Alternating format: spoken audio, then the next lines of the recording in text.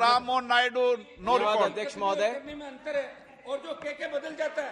No Ram Mohan Naidu, कोई बात आपकी ऐसे इंगित नहीं हो रही। चलिए राम मोहन नायडू, मुश्किल होगा ऐसे। राम मोहन नायडू, हनुमान जी थोड़ा। राम मोहन नायडू, धन्यवाद अध्यक्ष महोदय, आपने मुझे ये कोई बात आपकी सदन में रिकॉर्ड में नहीं जा रही और अच्छी परंपरा नहीं है। करते हो राम मोहन नायडू, भ्रष्ट अधिकारियों को पना देते हो, आपका कोई लेना नहीं किसी से। राम मोहन नायडू, झूठे कमिटमेंट कराते हो, फोटो खिंचवाते हो, डलवाते हो। राम मोहन नायडू, ऐसे चिल्लाते हैं तो मैं कैसे बोलूं? आप बोलिए ना, इनका कोई शुरू से रिकॉर्ड में नहीं जाएगा ऐसा करेंगे तो।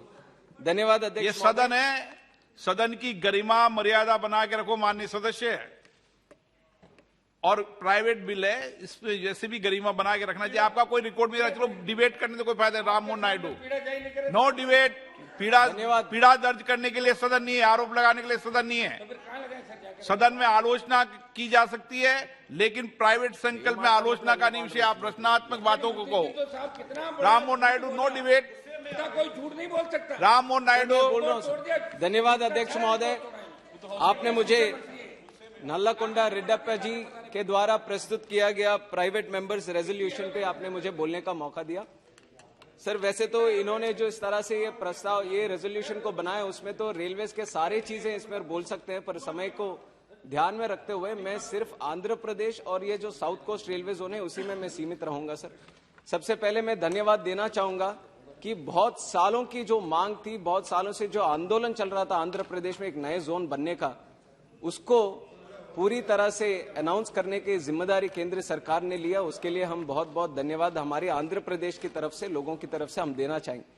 पर बाधा यहां पे उत्पन्न होती है कि ये अनाउंसमेंट 4 साल पहले हुई है। सर फरवरी 2019 में ये अनाउंसमेंट ये साउथ कोस्ट रेलवे जोन की हुई थी, और अभी हम फरवरी 2023 में हैं। सर 4 साल गुजर गए, अनाउंसमेंट होने के बाद आज तक वो ऑपरेशनल में नहीं आया। सर ये जोन, एक भी बिल्डिंग वहां पे नहीं बना, और इसके बारे में क्या काम चल रहा है, क्या सर्वे चल रहा है, या क्या होगा, कब चलेगा, यहां से ये जोन कब से शुरू होगा, इसके बारे में भी, इसके संबंध में भी कोई जानकारी भी नहीं है।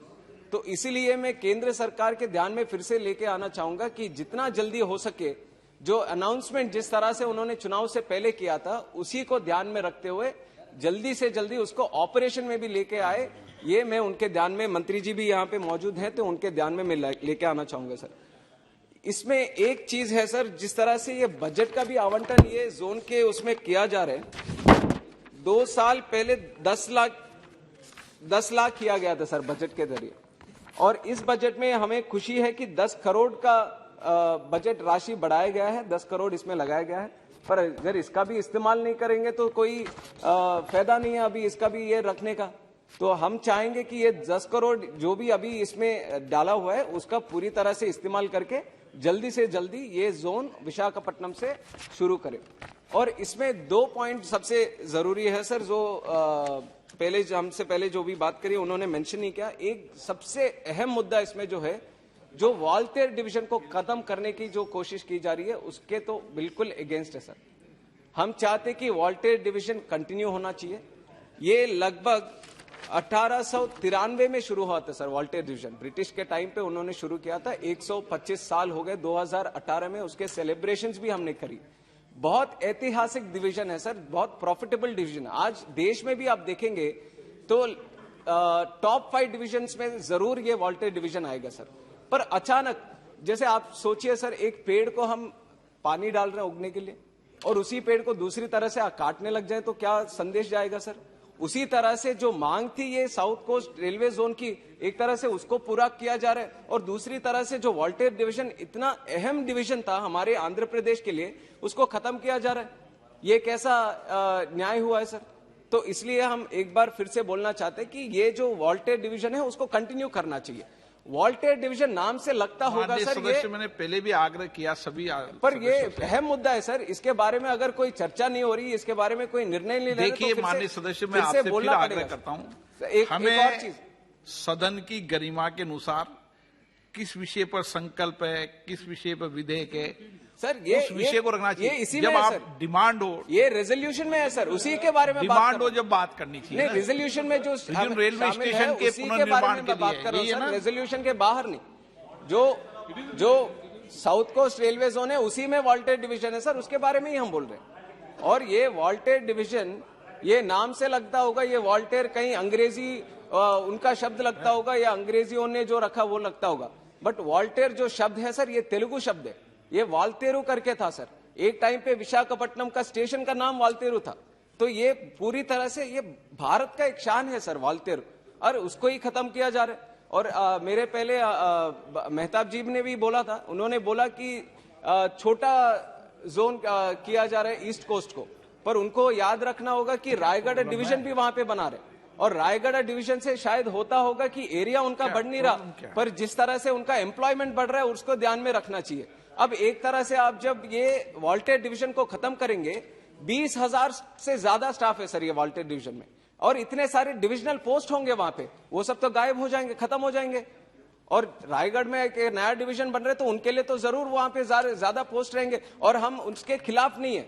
हमें अच्छा लग रहा है कि आप ओडिशा के लिए भी एक अलग से अच्छा सा नया डिवीजन बना रहे हैं, पर वॉल्टेयर खत्म करने का निर्णय क्यों ले रहे हैं, ये हमें समझ में नहीं आ रहा सर। आज भी इतने सारे जोन्स हमारे देश में हैं जिसमें 6 डिवीजन है सर। अगर आपको मैं जानकारी दूं, सेंट्रल रेलवे जो मुंबई में है उसमें 5 डिवीजन है, नॉर्दर्न रेलवे जिसका हेडक्वार्टर दिल्ली में 5 डिवीजन है, और सदर्न रेलवे जो चेन्नई में 6 डिवीजन है। अब जो वॉल्टेयर के साथ अगर ये साउथ कोस्ट रेलवे जोन बनेगा, गुंतकल, गुंटूर और विजयवाड़ा, तो 4 ही डिवीजन बनेंगे। ऐसे बहुत सारे जोन है जो 4 में चल रहे हैं सर, और ये काफी प्रॉफिटेबल डिवीजन है। तो बार बार मैं इसलिए दोहराना चाहता हूं सर, क्योंकि ये मुद्दा जो है, ये विरासत, ये इतिहास, ये पूरा आंध्रा के, स्पेशली जो उत्तर आंध्रा के लोग हैं उनसे मिला हुआ है सर। तो जरूर इसको खत्म ना करें, इसको बिल्कुल आगे बढ़ाए। ये वॉल्टेयर डिवीजन की मांग फिर से मैं इसके प्राइवेट मेंबर रेजोल्यूशन के जरिए मैं आगे बढ़ाना चाहता हूं सर। और उसके आगे भी जिस तरह से ये जोन बन रहा है, उसका जो बाउंड्री है उसको भी जब वो बाउंड्री जब बनाएंगे तो जरूर आंध्र प्रदेश का जो बाउंड्री है वो सब इसमें आए। ऐसे भी एक मांग हमने रखी थी सर, और हम चाहते हैं कि ये केंद्र सरकार इसको ध्यान में रखेंगे, जब भी इसको सीमित करेंगे तो उसको जरूर। अभी तो मेहताब जी ने भी बोला था कि इसको देखिए कि उड़ीसा का भी पूरा हिस्सा एक जोन में आए उसका। तो हमारा भी यही मांग था कि आंध्र प्रदेश ये जोन कैसा बना सर, इसका भी अगर हम जाएं तो 2014 एक कानून बना था, एपी रीऑर्गेनाइजेशन एक्ट, उसमें था ये कि नया जोन बनेगा आंध्र प्रदेश के। तो हम चाहते कि जो बाउंड्री आंध्र प्रदेश की है वो इसमें आए, और जो वॉल्टेयर डिवीजन है उसको बिल्कुल सभा की, इसके लिए हम धन्यवाद। सभा की कार्रवाई। హాయ్ ఫ్రెండ్స్, మా టుడే టుమారో యూట్యూబ్ ఛానల్ చూస్తున్నందుకు చాలా థ్యాంక్స్.